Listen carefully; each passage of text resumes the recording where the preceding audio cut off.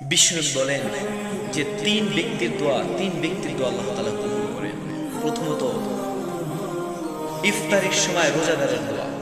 ইফতারি যখন হয়, ইফতারি যখন সামনে নিয়ে বসি, আল্লাহ তাআলা রোজাদারের দোয়া কবুল করেন। সুবহানাল্লাহ।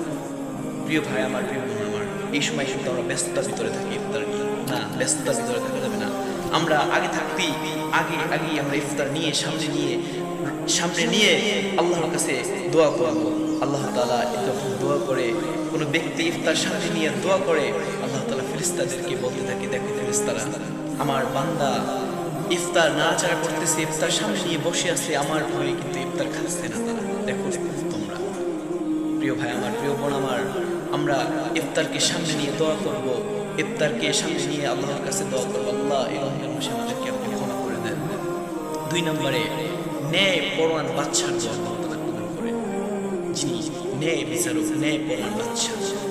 তৃতীয়ত মাজলুমের দোয়া আল্লাহ তাআলা কবুল করেন। এই 3 ব্যক্তির দোয়া আল্লাহ তাআলা কবুল করেন।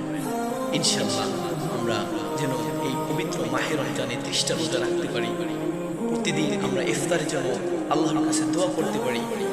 সকলে বলি আমিন।